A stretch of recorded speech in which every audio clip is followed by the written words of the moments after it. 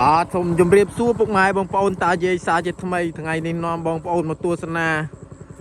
របៀបដាក់កដោបងប្អូនដាក់កដោ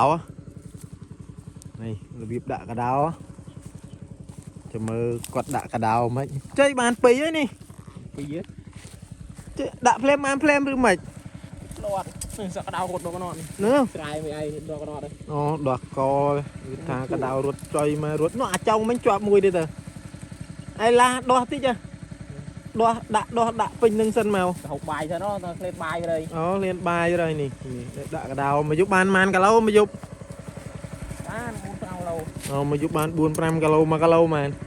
10000ចុយបាន1គីឡូ10000ដែរសំណំណាហើយបាក់ផ្ទះនៅណាទៀតក្រោយ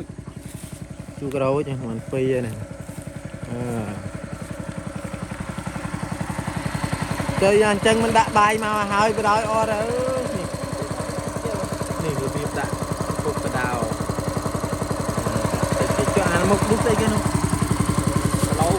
គីឡូវាយើងសរេងទឹកនេះបាទដើរតាមបដ ாய் នេះរួនមានរូងទេដាក់ដានដល់នេះវាទឹកបាវចូលស្កៃយើងអត់ទៅមានរូងនេះយើងដាក់តាមដានកដោរត់ប្រសាចហើយបាទតាមស្រែជ្រៅជ្រៅធ្ងន់អស់នេះអញ្ចឹងទៅវាមកធ្វើទុកយើង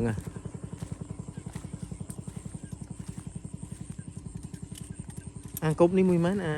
អាវាយនេះដឹងដែរទិញមក120ដល់70000នោះ120ដល់70000ចេះស្មើមួយម៉ានមួយយកវ៉ាន់ទៀតបើអាវងខែនោះមួយ10វងខែ12000តែយើងយកមកឆ្នៃខ្លួនឯងឆ្នៃមិនទៀតយើងដាក់ឲ្យវាជន់កុំមកចាប់ដាក់នុយទៀតណាស្រួលដែរអូអានឹងជាប់ជាងនេះអានេះតវាស៊ីអត់ជាប់ចឹងទៀតបាទនោះវារត់ជាន់ចុះយើងមិនទិញអានឹងដាក់ទិញតែខ្ញុំទិញមក50ដែរតែអានេះវាយើងទិញមុនទៅដាក់មុនដែរណាអូនេះជាប់បាទនេះបងប្អូននេះជាប់ហើយនេះវាយប៉ែលឿនដែរអត់ទៅមានរត់ជាប់ឆ្នៃយីនេះអាវងខែបងប្អូនរត់ឡើងកដៅរត់បាត់ឡើងនោះ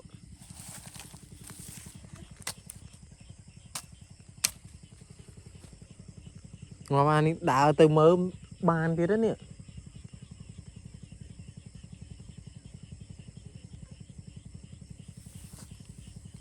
វងខែដាក់ស្រួលជាងនេះ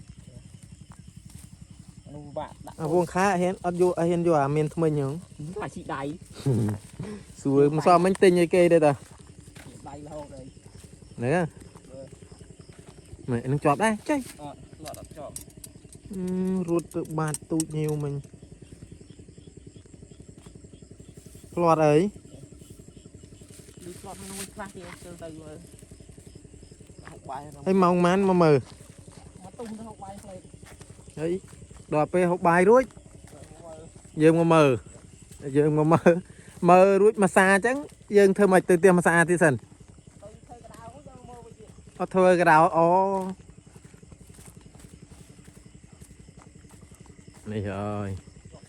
នេះដាក់កដៅបងប្អូននេះមួយទៀតហ្នឹង